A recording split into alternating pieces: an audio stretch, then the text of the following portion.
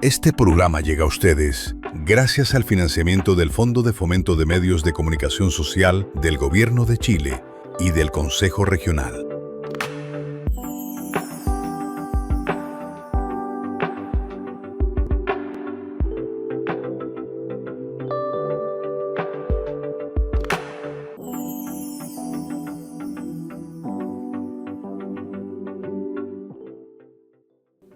Muy buenas tardes, sean todos bienvenidos a una nueva edición, a un nuevo capítulo de Rompiendo el Ciclo de la Violencia de Género.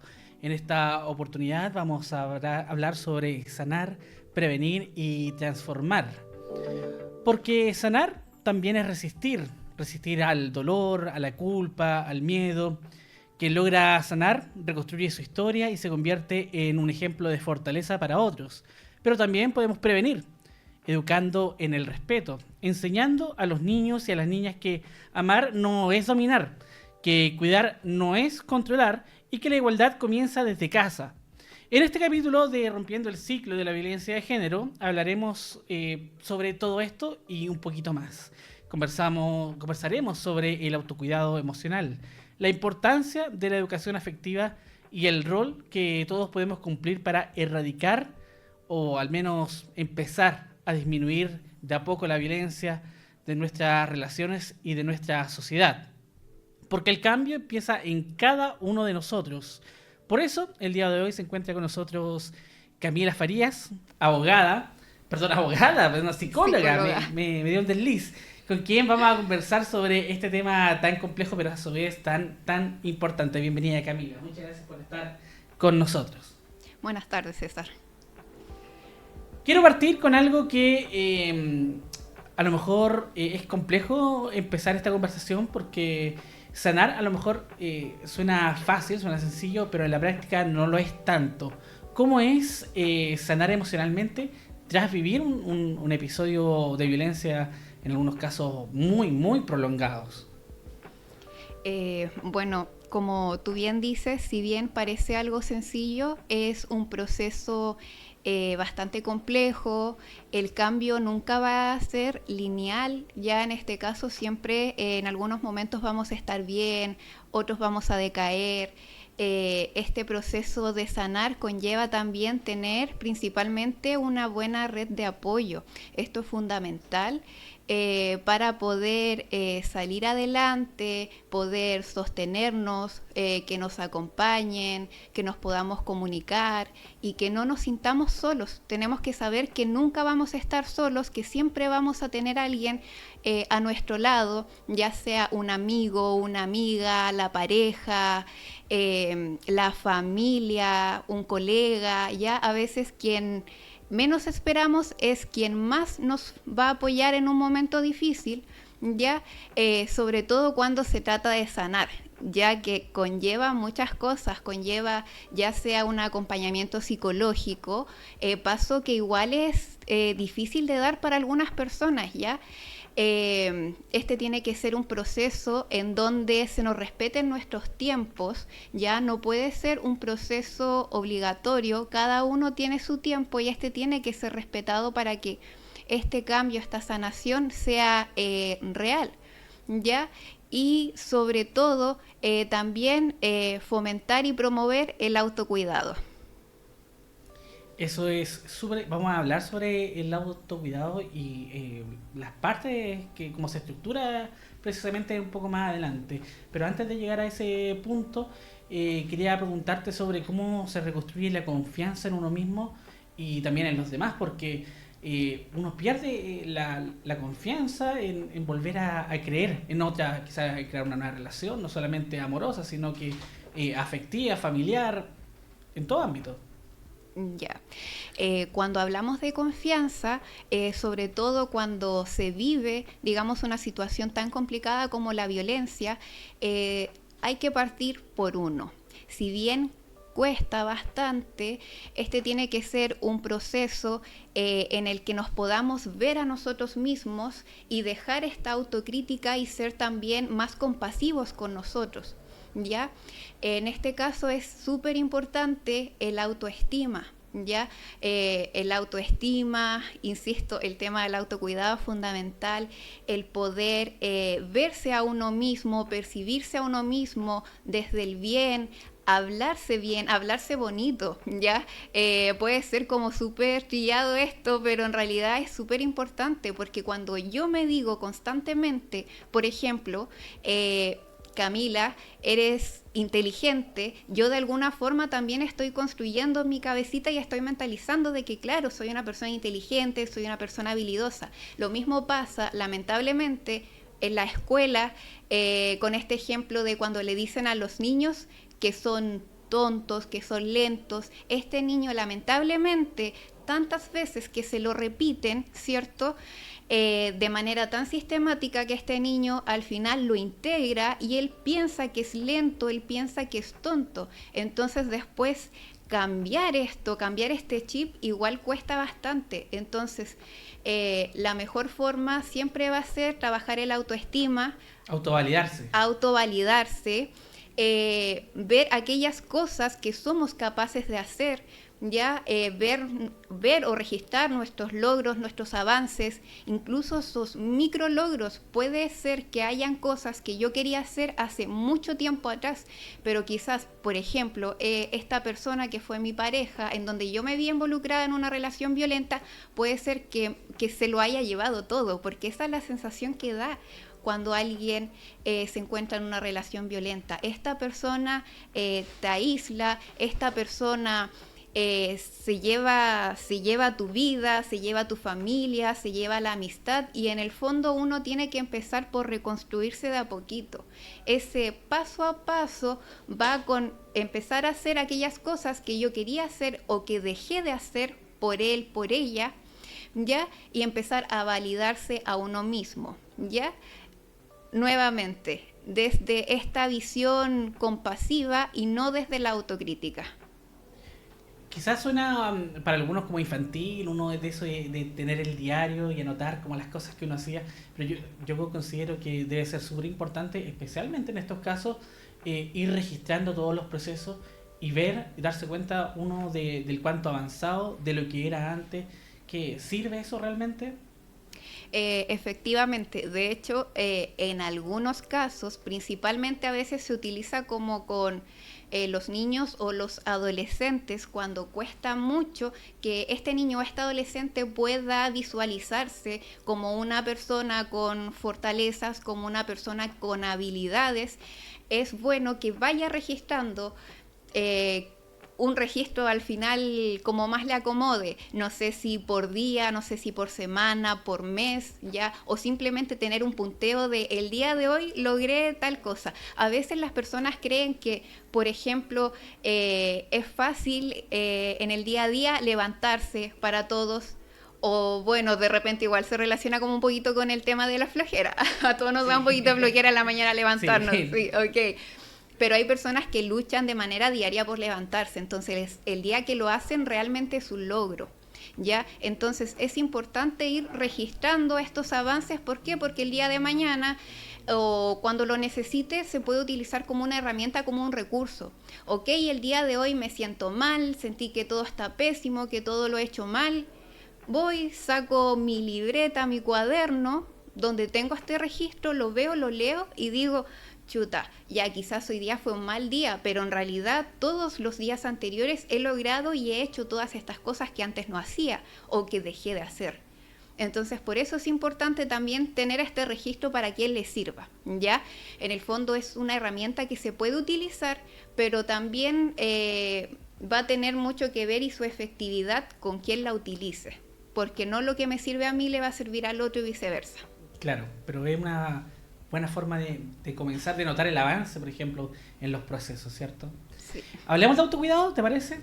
Sí. Yo tengo algunas descripciones del autocuidado y vamos por parte de a poquito, porque de momento tengo 3, a lo mejor hay más, o se desembocan en muchas ramas, pero sentémonos en 3 principales. Por ejemplo, el autocuidado emocional, y para que la gente entienda un poquito les voy a explicar brevemente a qué se relaciona esto, que es el conjunto de acciones conscientes para proteger la salud mental y el bienestar emocional, especialmente después de haber vivido etapas de estrés, trauma o violencia. Y en esta, por ejemplo, incluye que es reconocer las propias emociones sin juzgarse, aprender a poner los límites, por ejemplo, a decir que no, que se inculpa, evitar vínculos o entornos que reabren heridas, buscar ayuda profesional cuando es necesario, sustituir la autocrítica por la autocompasión y reforzar la autoestima y la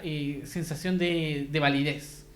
Esto es lo que es, o engloba así a grandes rasgos, el autocuidado emocional. Uh-huh. Efectivamente, o sea, el autocuidado emocional es uno de los más importantes, podría decir yo, pero también uno de los más invisibilizados.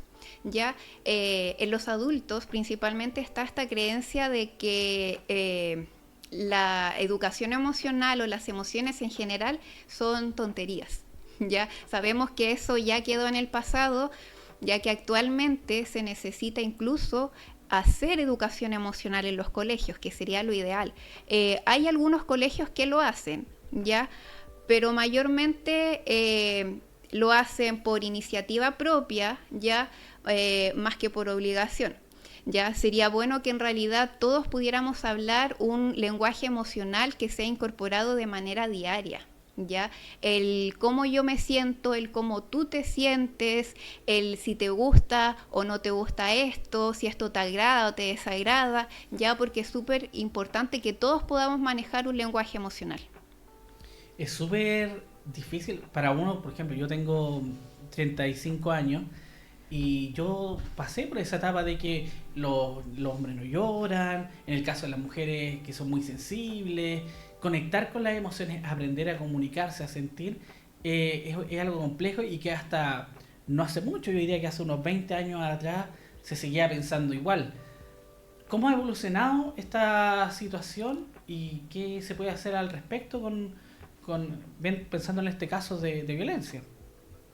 Bueno, si bien, como bien dices, es a veces bastante complejo hablar de las emociones, es porque el ser humano actualmente siempre está como una máquina, de forma diaria. Uno se levanta, no sé, va al baño, que toma desayuno, que voy a trabajar, que luego voy a almorzar. Entonces como que tenemos una rutina muy marcada en donde vamos día a día de manera automática, ¿ya?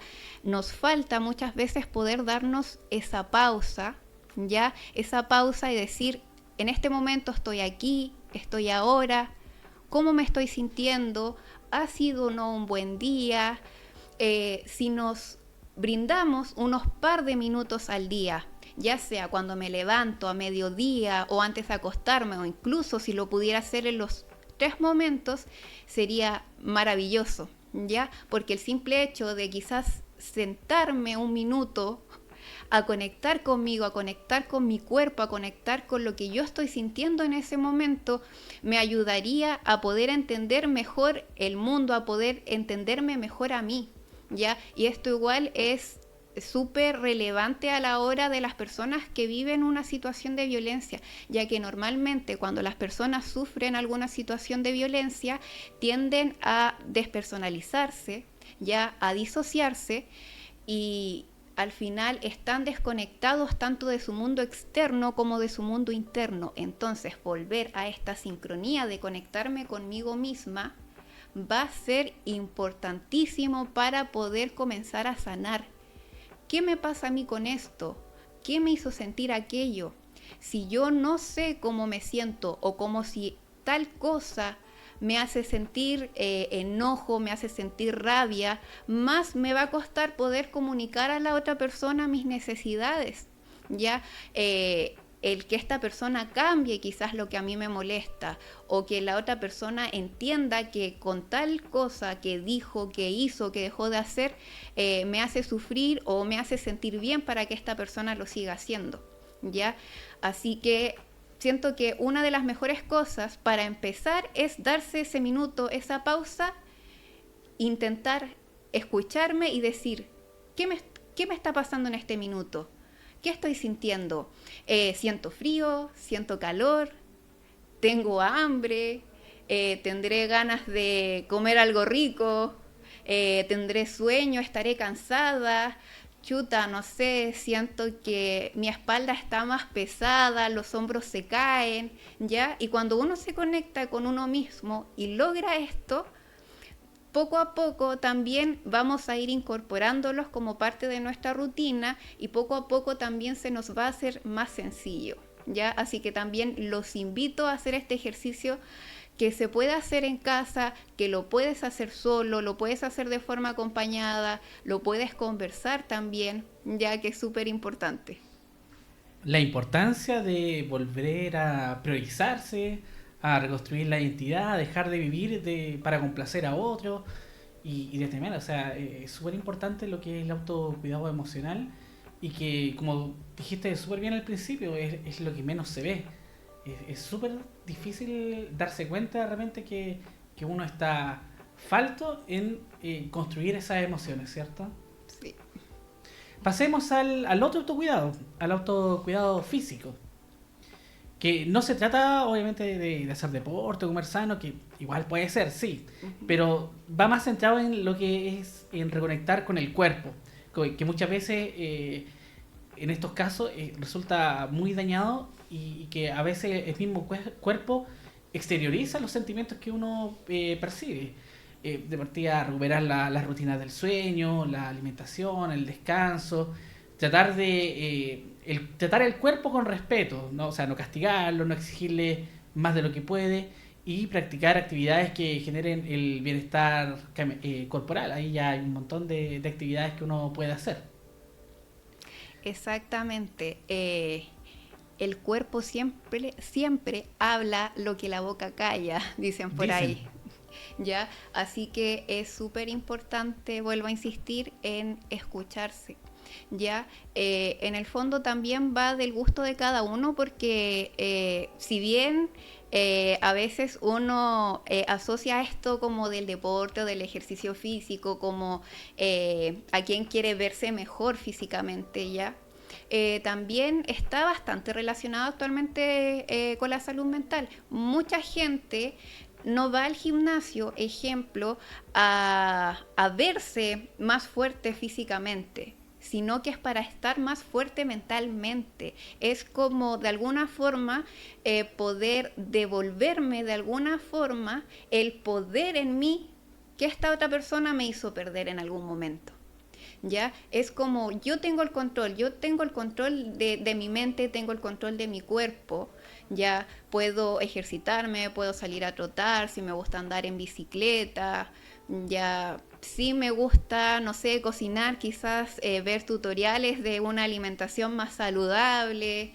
En el fondo va en el gusto de cada uno, ya, pero siempre es importante también este momento de esparcimiento, de hacer cosas, de conectarnos físicamente con nosotros, salir a caminar simplemente, quizás subir el cerro, andar en bicicleta, insisto, saltar la cuerda, inscribirse en un gimnasio, no sé, lo que a la persona le parezca, lo que sea del gusto e interés y que sea más cómodo para él o ella. Sí, sirve mucho para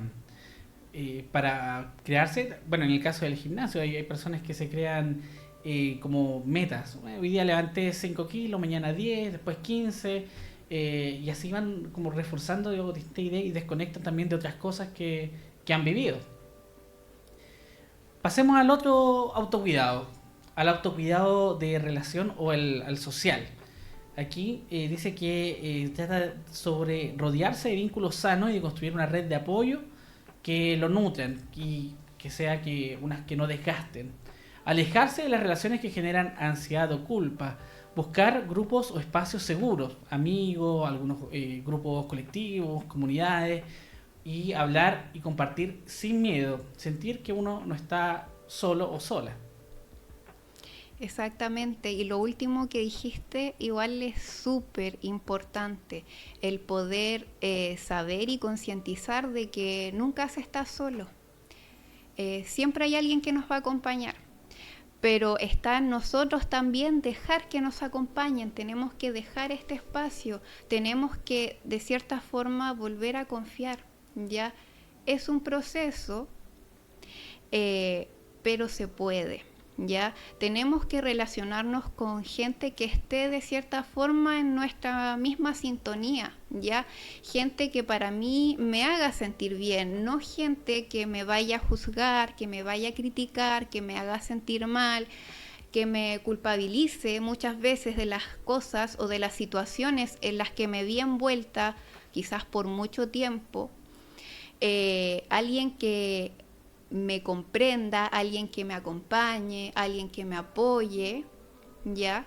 Y que en el fondo, de cierta forma, me sostenga mientras yo voy viviendo mi propio proceso. Porque no se trata de que la persona que esté al lado mío acompañándome sea mi salvador. No, no se trata de eso. Se trata de que esta persona esté ahí de forma incondicional, a pesar de que el día de hoy yo esté bien, mañana esté mal, pero que esta persona va a estar ahí. Eso es súper importante desde ese punto de vista. Pero también lo puedo llevar al otro lado. ¿Qué pasa si yo quiero acompañar a alguien que está sufriendo una situación así? ¿Qué puedo hacer por él o por ella? En este caso, tengo que hacer eso exactamente, el apoyar, el acompañar, el sostener, el orientar para que esta persona pueda tener otras redes de apoyo, ya pueda recurrir a salud, en este caso quizás a beneficios sociales, ya porque hay personas que en el fondo en esta relación violenta que se tuvo lo pierden todo, quedan sin nada y tienen que empezar de cero. Entonces ahí las redes son sumamente importantes y también el que aquella persona que está acompañando, que está cuidando a un otro, también tiene que cuidarse a sí mismo. Porque si yo no me cuido a mí mismo, no voy a ser capaz de ayudar saludablemente a la otra persona.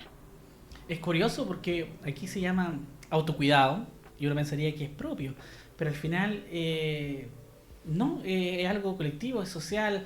Uno necesita de amigos, la familia, de gente que lo apoye, que valide lo que está sintiendo, porque muchas personas pueden pensar, pucha, yo no voy a contar lo que me está pasando porque van a pensar que me estoy victimizando o no me van a creer. Y así uno empieza como a bloquearse, a ponerse barreras para evitar hablar de ciertos temas y lo mejor es lo contrario, hablarlo, comunicarlo. Exactamente, el comunicar sana. Si nosotros no hablamos, el cuerpo lo va a hablar. Y ahí también se vienen estas series de enfermedades relacionadas principalmente con la salud mental, pero no menos importante también la salud física. Tenemos gastritis, úlceras, sí, dolores de estómago, dolores de cabeza, insomnio y otras enfermedades también que están asociadas al callar aquello que me está pasando y que lamentablemente me tiene muy mal, el reprimirse, el interiorizar y guardarse todo aquello que nos pasa, en el fondo no nos ayuda de nada. El guardarme todo esto para mí, al final solo hace que yo me enferme. Somos seres sociales, somos seres gregarios. Necesitamos de un otro. Y en tu experiencia, ¿qué cambios culturales se tienen que dar no sé, en todos los niveles? A nivel de educación, de salud, en todos los cambios, para que en Chile podamos hablar abiertamente de, uno, la violencia de género, de dos, de este autocuidado, y de tres, lo que es salud mental, que va de la mano con todo esto. Exactamente, cuando uno habla de violencia, no se trata que la violencia sea el problema de una persona, ya de manera individual. Ya la violencia es un problema, una dificultad colectiva, sistemática, estructural, política, de salud, cultural, social. Para eso, en realidad podemos partir con cosas bastante básicas. Por ejemplo, en este caso, no tenemos que favorecer la violencia o no tenemos que normalizar la violencia. Muchas veces estamos tan acostumbrados a escuchar o a ver ciertas situaciones que pensamos que eso es normal y no. Como cuando uno era pequeño en el colegio te decían, no sé, los que pelean se aman. Y todos gritaban eso y como que las personas creían pensando en que si alguien te golpeaba y mientras más te golpeaba, más amor te tenía. El día de hoy sabemos que no es así, Claro. ¿ya? Que aquel que te ama o que te quiere, te va a cuidar, te va a proteger, se va a preocupar por ti, te va a acompañar, te va a escuchar, te va a respetar, valorar y una infinidad de cosas, ¿ya? Eh, Dentro de eso también tenemos, obviamente, el tema de la educación emocional en la infancia y en general todo lo que tenga que ver para esto de manera preventiva se debiese dar en esa etapa de la infancia y de la adolescencia, porque en el fondo nosotros como adultos somos los modelos de los niños, ¿ya? Y con eso también quiero decir que es muy importante tener una comunicación y un actuar coherente con los niños, con los adolescentes. Ya, yo no le puedo decir que está mal que Juanito le diga cosas feas a Pedrito, si en el fondo el niño ve que yo con mi hermano, siendo adulto, me llevo pésimo y siempre nos tratamos mal, ¿ya? Si yo pido, también tengo que demostrar, ¿ya? Muchas veces hay esta incoherencia. No le podemos pedir a los niños, a los adolescentes, cosas que ni nosotros somos capaces de hacer. ¿Ya? Punto número 1. Por eso es importante educar, educarse, aprender, reaprender. ¿Ya? Salud mental. También es muy, muy, muy importante. Si bien actualmente se le ha dado mayor énfasis a la salud mental, aún estamos a años luz de poder conseguir algo que realmente sea efectivo, que sea eficaz, donde haya una salud mental ya que esté, no sé, instaurada, por ejemplo, en el CESFAM, que sería como lo más, digamos, como lo más cercano a la comunidad, ¿ya? Uno va a pedir una hora, cuesta mucho pedir una hora para empezar. Te tiene que evaluar la trabajadora social, ¿ya? La trabajadora social te va a decir si es que ella considera que estás apta o no como para ingresar a un programa de salud mental, ¿ya? O te tiene que ver primero el médico te deriva al trabajador social, y el trabajador social te evalúa, te deriva al psicólogo y así, una cadena muy larga de espera, ¿ya? Entonces, ¿cómo podemos cuidar, cómo podemos acompañar, cómo podemos proteger a estas personas que son violentadas? Si en realidad muchas veces esta persona que es violentada le costó un montón animarse a pedir ayuda, a acercarse, no sé, al CESFAM, a acercarse a algún programa de apoyo, le contó la situación y nos dijeron, sí, está bien, deme sus datos, la vamos a llamar. O sea, no me están valorando, no me están acogiendo, siento que no me están creyendo, como que algo está pasando. O sea, la persona que es violentada espera otra forma, ya una forma más cercana, una forma distinta, una forma en donde me digan, sí, ¿sabes qué? Tal día vas a tener tu atención con tal profesional, no sé, necesitas algo, te puedo ayudar de otra forma, ¿sabes qué? También está este otro programa aquí o allá, pero que todos trabajemos de forma de intersector, en el fondo que todos trabajemos en red, porque es un problema estructural, es un problema sistémico, ya no es un problema del individuo. Sí, en programas anteriores hemos hablado de cuánto tarda una persona que ha sufrido violencia en poder hablar. Se hablaba como en promedio entre 6 a 8 años. Imagina lo terrible que es para esta persona que decidió dar ese paso, ir a consultar y que le digan, sí, te vamos a anotar, te tienen que evaluar, de aquí pasan 2, 3, 4, 8 meses para que te pueda ver un psicólogo. O sea, es fuerte la burocracia en ese sentido y que lamentablemente, mientras no se cambie eso, no vamos a evolucionar y vamos a seguir años luz, como decía.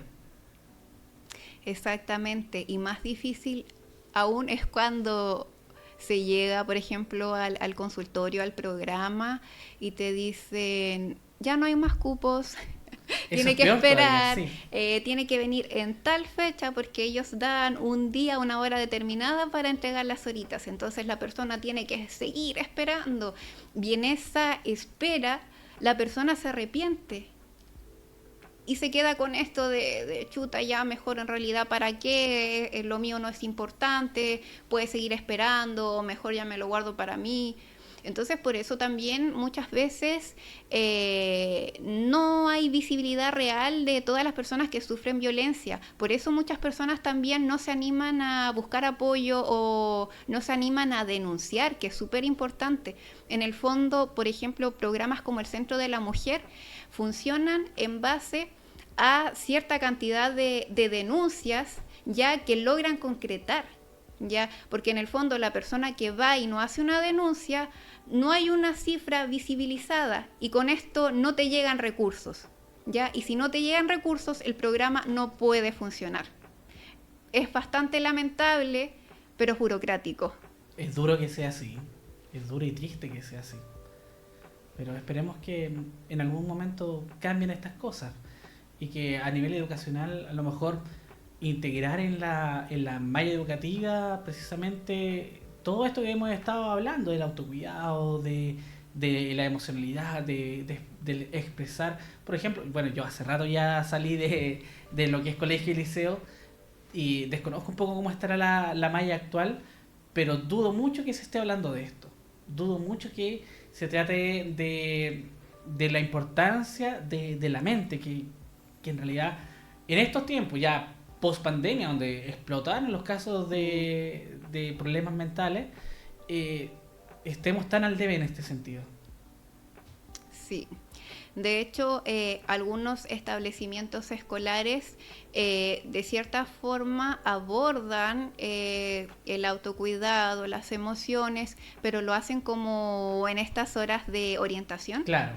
en donde lo hace al final sin desmerecer, obviamente, un profesor, el profesor jefe, puede ser un profesor jefe que tenga como 50 años, que tenga como 60 años y que al final no cree mucho como en este tema de la educación emocional y al final como que lo va a dejar casi a libre elección de los estudiantes, no va a saber cómo explicar, cómo llegar, entonces desde ahí igual se hace complejo porque en realidad, claro, debería haber una persona que realmente se Una maneja capacitación previa. exactamente, una capacitación previa o una persona que se maneje en este tema para que pueda enseñar y concientizar acerca de esto de una forma adecuada y que realmente genere un impacto, ya que esta persona en el fondo muestre esto sabiendo la relevancia que tiene y no desde, ay, esto es lo que tengo que hacer porque me lo están solicitando, ya que es muy distinto y que no va a generar, insisto, ese impacto en los estudiantes,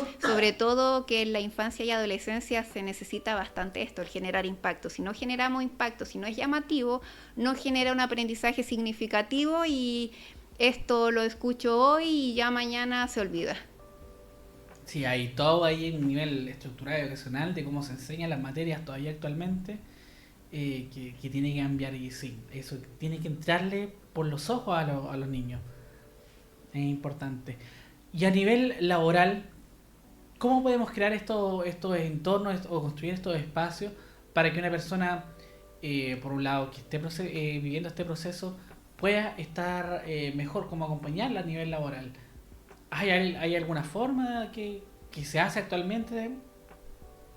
Cuando preguntas de lo laboral, ¿es si es que estás sufriendo alguna situación dentro de lo laboral o no Cualquiera de los precisamente? dos casos. Ya, en realidad, al igual que cualquier situación de violencia, es súper importante el poder acompañar a esta persona, ya el poder crear de cierta forma un entorno seguro, ya hacerle saber de que está acompañado, de que no está solo, de que su relato es válido, de que vamos a estar ahí. acompañando, conteniendo. Ya en algunos casos, dependiendo de la situación, si hay una situación de violencia dentro del espacio laboral, obviamente debiese haber un protocolo ya establecido para llevar a cabo, ya. Pero si es una situación de violencia que viene de manera externa, ya y esta persona está viviendo esto y yo comparto este espacio con esta persona que está viviendo esta situación, en el fondo siempre puedo acompañar y, como digo, crear como este espacio seguro del aquí estoy, no estás solo, no estás sola, puedes confiar en mí y puedes contarme a medida que tú sientas que puedes hacerlo, y si no quieres hacerlo está bien, pero aquí estoy. Sí, es importante en este caso esta red de apoyo que se puede dar a nivel laboral, ¿cierto? ¿Y cómo detectamos las señales, por ejemplo?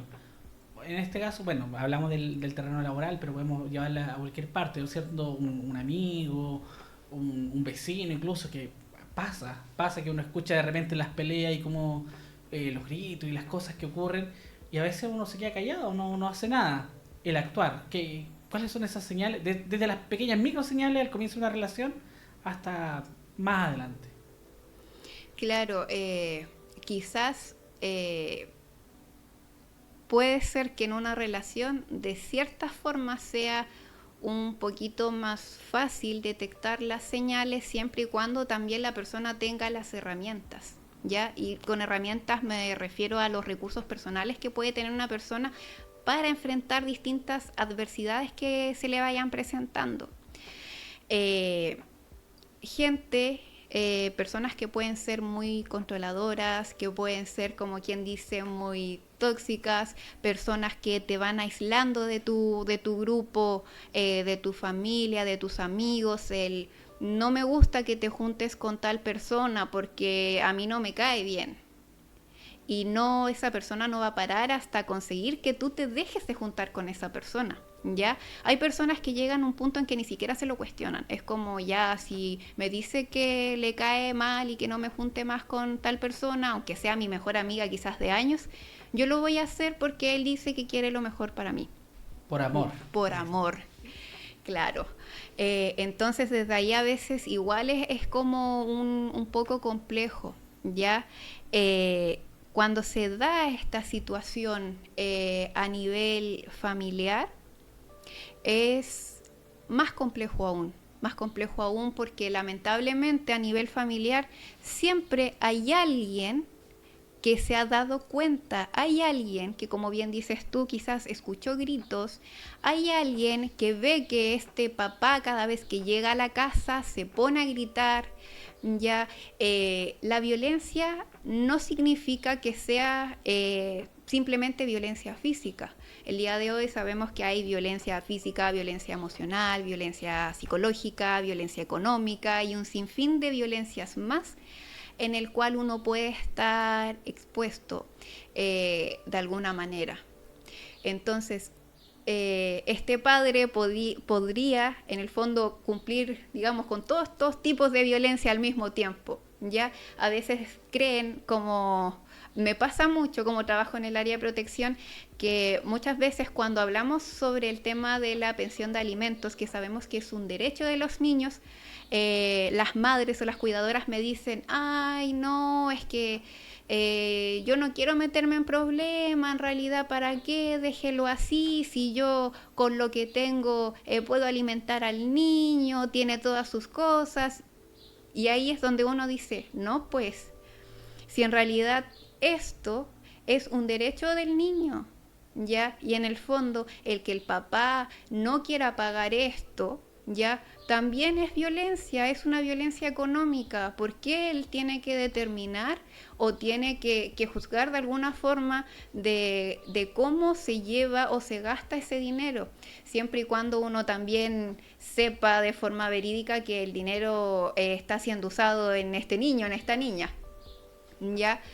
Pero siempre van a haber señales, y cada vez que yo veo estas señales en un amigo, en una amiga, en un familiar, en un colega, lo que sea, hay que conversar, hay que preguntar, y si yo ya lo he visto y lo he comprobado, hay que denunciar, ¿ya? Porque en el fondo cuando nosotros nos callamos frente a estas situaciones, nos volvemos cómplices y también hacemos que estas situaciones de violencia vayan aumentando, ¿ya? Si yo veo una situación de violencia, puede ser que esta persona se enoje mucho conmigo si se entera que fui yo quien denunció. Pero va a llegar en algún momento que a esta persona se le va a pasar. Quizás nunca lo agradezca, porque uno cuando lo hace tampoco está buscando que la otra persona te agradezca, claro, este acto. Pero en el fondo uno tiene que saber que con esto puede ser incluso que uno esté salvando una vida, ¿ya? A ese punto, lamentablemente, hemos llegado el día de hoy.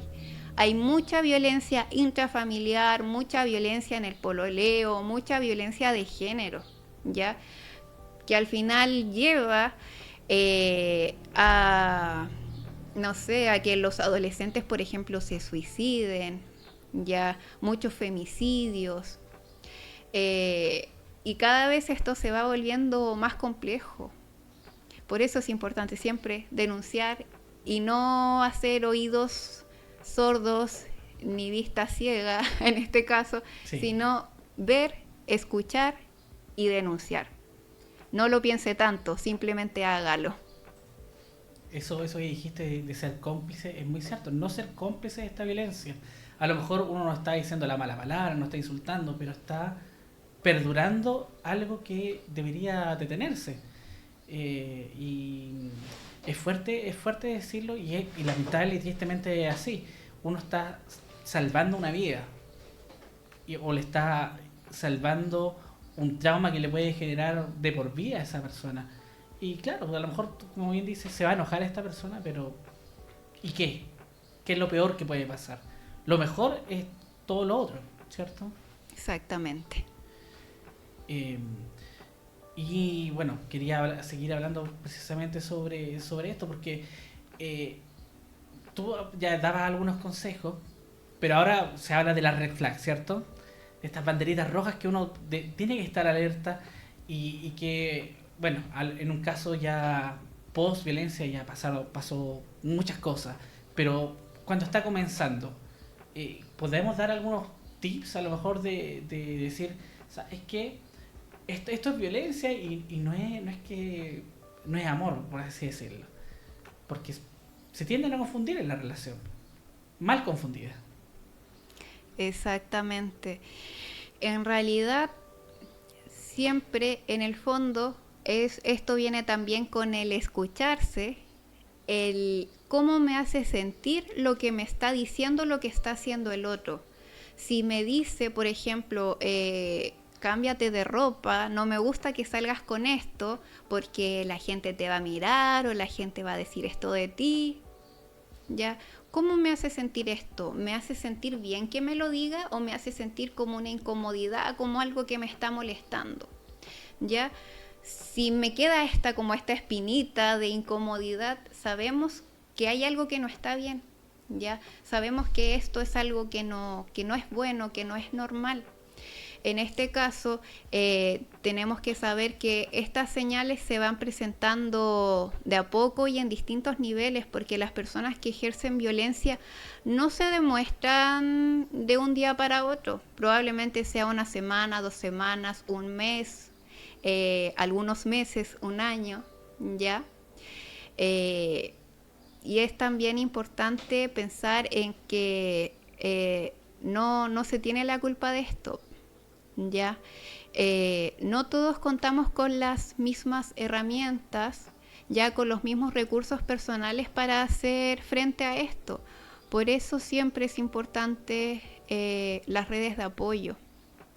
Ya, el poder conversar esto, ¿sabes qué? Estoy conociendo a tal persona, esta persona como que me dice estas cosas y no sé en realidad si está bien o está mal, yo creo que lo hace porque me cuida o porque le importo, pero entonces escuchemos también a la otra parte cuando ese amigo, esa amiga o este familiar me dice, ¿sabes qué? En realidad como que no me parece muy bien, como que en realidad, ¿por qué tiene que opinar acerca de cómo te vistes? ¿Por qué le tiene que importar las cosas que digan las otras personas? Entonces, en el fondo también siempre hay personas a nuestro alrededor más si es que tenemos buenas redes de apoyo, si es que tenemos, por ejemplo, no sé, buenos amigos, de alguna forma un entorno familiar saludable. Siempre va a haber alguien que esté ahí conmigo, que me va a acompañar, que me va a guiar de alguna forma.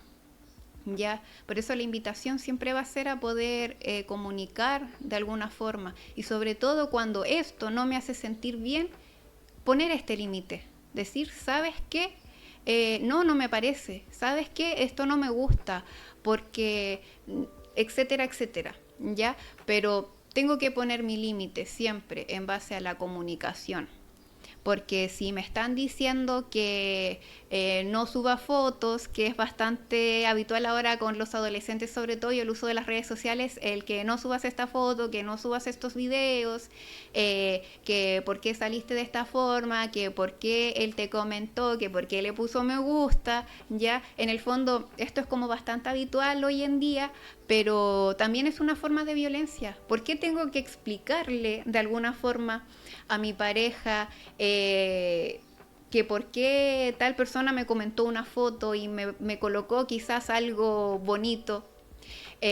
No me puedo hacer responsable por los actos de los demás, ¿ya? Para empezar. Sí. Entonces, ¿cómo me voy a responsabilizar por algo que hizo o dijo otra persona? No tengo el poder sobre eso. Tengo el poder sobre las cosas que hago yo. Y como yo tengo el poder sobre las cosas que hago yo decido y yo escojo lo que creo que es mejor para mí, que me hace sentir más cómoda o que es de mi interés. Quizás el sacarme fotos, hacer videos o lo que sea es de mi interés.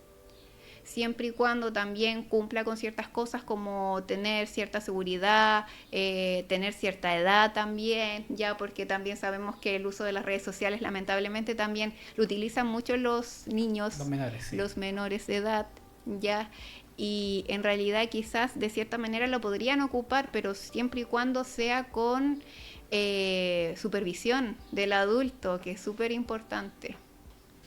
Sí, es súper importante. Hablamos en otro episodio sobre lo que es la culpa en estos casos, por ejemplo, que se da mucho eso, ¿no? Es que sí, me pegó, pero fue mi culpa, o sí, me dijo, se enojó porque yo subí una foto y es que es mi culpa, y empieza esa carga, ese peso que empieza a crecer y crecer y crecer, y que al mismo tiempo va acarreando más cosas, pues ahí va el autoestima, el quererse, todos estos problemas mentales que ya hemos comentado antes, y esa es una mochila pesadísima.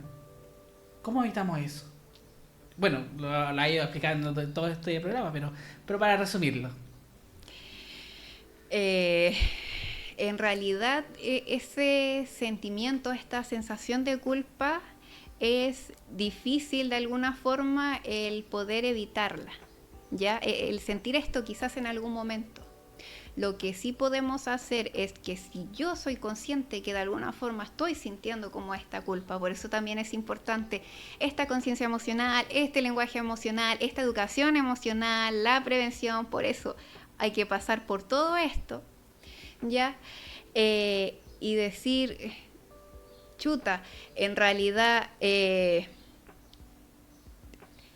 Ay, como que me perdí en el tiempo y el espacio. No, sí, es darse cuenta, es primero aceptar todo lo que uno está sintiendo y lo que está viviendo, entenderse y captar, como tú decías, que siempre hay alguien que te dice, sabes que esto no me parece, está pasando, el Juanito se enojó y que sabes que no, mal su reacción. Siempre hay voces alrededor que como que cuestionan, bueno, siempre hay alguien que cuestiona lo que uno hace. Pero hay veces que hay que tomar un poquito en serio cuando se habla tanto. Entonces es importante comprenderse uno mismo y quizás es difícil al mismo tiempo porque aceptar que esta persona que dice que te ama, que te quiere, que te debería proteger, te está haciendo daño. Porque lo normal y como debería ser es que quien te ama jamás te debería hacer daño. Exactamente, y ahí el dejar de verse de esta manera tan autocrítica, tan autoexigente, ya, porque en el fondo no puedo responder ante las expectativas de los demás, sino frente a lo que yo puedo hacer, a lo que yo puedo dar, a cómo soy, a mi carácter, en este caso. y dejar siempre como en claro eso, que ese sea mi pie, que sea esa mi autoestima, mi autoconfianza, verme a mí misma como una persona que se puede equivocar, como una persona que tiene debilidades pero que también tiene fortalezas, y verme desde esta mirada compasiva, ya no ser crítica de que aquello que me pasó en su momento o que me está pasando en este momento es mi culpa. No puedo hacerme cargo de cómo reacciona la otra persona, ¿ya? Si yo hice algo y a esta otra persona le molestó y por eso me insultó, me gritó, me golpeó, me faltó el respeto o lo que sea, ¿ya? Tiene que ver con el cómo se siente esta otra persona, ¿ya? No con lo que yo hice o lo que yo dije. Yo me puedo hacer cargo de mí, pero no de cómo percibe la otra persona su entorno, ¿ya? Por eso es súper relevante este tema en general, y siempre hacer conscientes,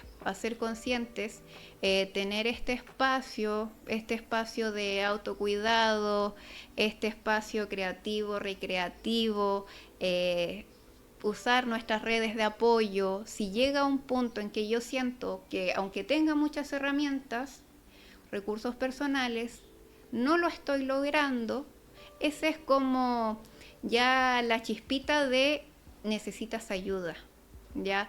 ¿De qué forma busco ayuda? He conversado con mi amiga, pero siento que aún así mi amiga no me logra comprender a lo que quiero llegar o al cómo de cierta forma yo me siento.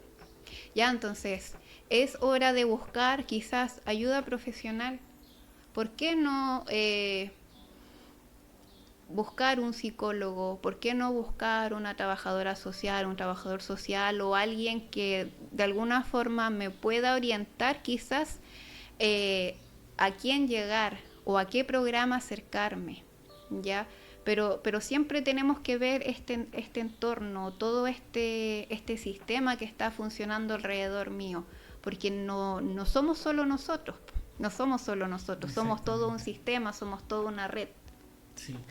En pantalla nosotros tenemos permanentemente el número de ayuda precisamente para estos casos, es el 1455. Es un número gratuito, por supuesto, y usted puede llamar y ahí la pueden asesorar y los procesos que puede tomar. Así que es súper importante si necesita dar ese paso. Y ya para ir finalizando el capítulo de hoy, quería preguntarte ¿qué mensaje o con qué nos quedamos podemos entregar a una persona que aún no se atreve a dar ese paso? ¿Qué le podemos decir? Que está sufriendo todavía este episodio de violencia y aún no decide parar, que ya es consciente, porque al final en el fondo uno sabe. El mensaje más importante o más potente que se puede dejar es el no estás solo, el no estás sola. Tienes siempre a una comunidad, a una red al lado tuyo, ya no detrás tuyo, están al lado tuyo, pero tienes que permitirte y tienes que valorar el que tú mereces este espacio de ayuda, de orientación, ¿ya? No estás solo, no estás sola. Lamentablemente también no eres la única persona que está pasando por esto. Entonces hay otras personas que también te pueden comprender, pero que también necesitas a alguien que te pueda cuidar, que te pueda apoyar, que te pueda acompañar, pero que también pueda cuidar de sí mismo, de sí misma. Siempre hay redes de apoyo, ¿ya? Y si tú sientes que no las tienes en este minuto, y con eso me refiero a esta red como de amistad, familiar, que siempre sería como las entidades como más cercanas a uno, siempre están estos otros puntos de los programas, ya del CESFAM, ya a veces hacemos clic con quien menos lo esperamos. A veces le conté un poco, me desahogué de alguna forma con un compañero de trabajo, con alguien que en realidad solamente saludaba a las mañanas, que nunca hemos cruzado mayores palabras, pero esta persona fue justo la indicada ya para acoger mi relato, para validarme, para contenerme, ya. Nunca tienes que guardar silencio frente a estas situaciones. Si tú estás viviendo una situación de violencia, estamos todos para acompañarte. Hay una sociedad para acompañarte, para guiarte, para apoyarte, para ayudarte a salir de esto, ¿ya? Tenemos que recuperar aquello que sentimos perdidos, tenemos que empoderarnos, tenemos que darnos el valor que merecemos, porque todos lo merecemos en este caso, ¿ya? Y eso, en realidad, principalmente me quedo con eso del no estás solo, no estás sola, estamos todos, todas al lado tuyo. Yo creo que el mensaje es más que claro, me sumo también a las palabras. Importante hablar, sí, comunicarse es lo que ayuda muchísimo en esto y en todos los casos, sí. El entender que uno no está solo alivia tantas cosas en el corazón. Camila, queremos agradecer tu visita del día de hoy, que nos haya ayudado a entender mejor todo esto del autocuidado, de lo que se vive en estos casos de violencia de género, y que hayas compartido un poco con nosotros en esta hora de programa este mensaje que es tan bonito y tanto necesitamos, no solamente como país, sino que en general, ¿cierto? Exactamente. Muchas gracias, César, a ti por la invitación a participar igual. Así que los dejo a todos, a todas invitadas a ver el programa, que va a estar súper bueno. Sí, va a estar subido en nuestras redes sociales, en Facebook después. Nosotros agradecemos también su compañía, que haya estado junto a nosotros. Quédese con la sintonía de Telangol Radio. Esto fue Rompiendo el Ciclo de la Violencia de Género en Telangol. Este programa llega a ustedes gracias al financiamiento del Fondo de Fomento de Medios de Comunicación Social del Gobierno de Chile y del Consejo Regional.